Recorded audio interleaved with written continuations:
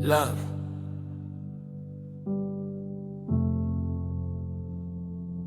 Love in Nigeria is not a feeling.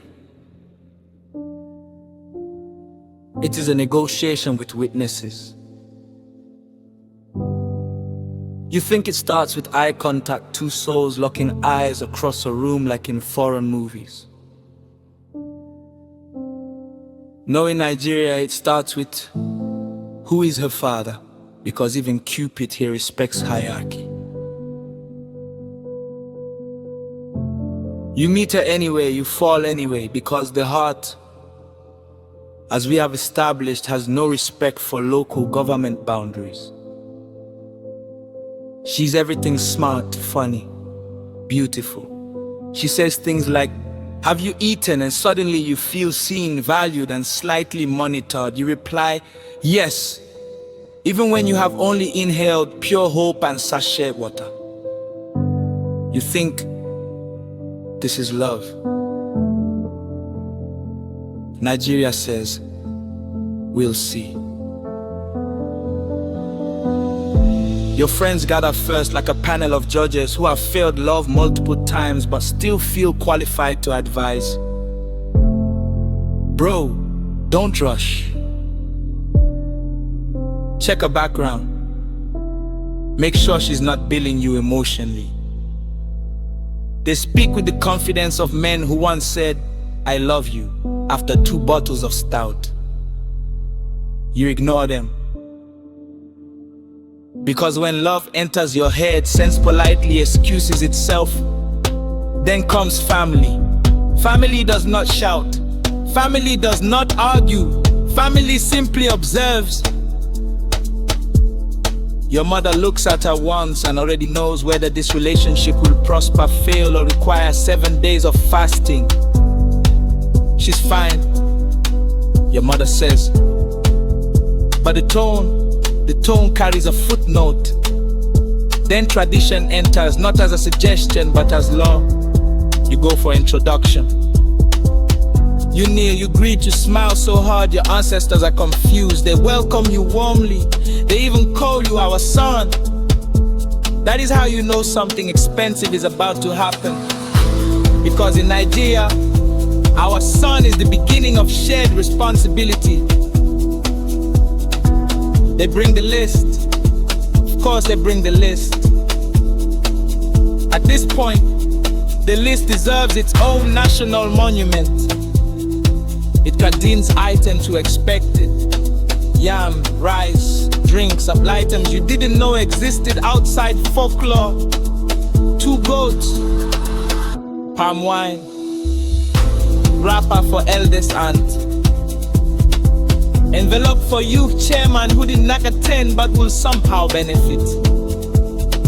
You read it like a student who has not prepared for the exam but must still pass. You calculate, you sweat, you smile because love has turned you into a financial philosopher. Then religion stands up like, have you people considered me? Pastor Kozubov, my children, marriage is spiritual warfare.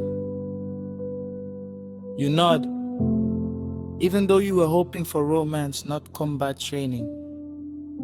Suddenly, everything has meaning. If she laughs too loud, spirit. If you forget her birthday, attack. If you argue about something small, generational curse trying to express itself.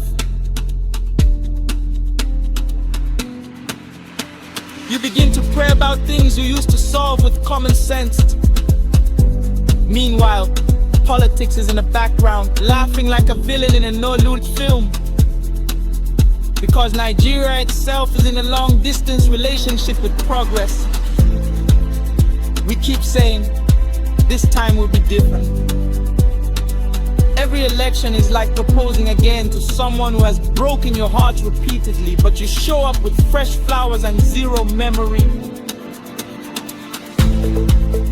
And yet, somehow love still survives here. Not the soft, Instagram filter kind. The real one, who one that wakes up at 5 a.m. to beat traffic and still sends good morning, my love. The one that argues, sulks, forgives, and then shares food like nothing happened. The one that stays, not because everything is perfect, but because living would feel like abandoning a part of yourself. Because in Nigeria, love is not about escaping reality.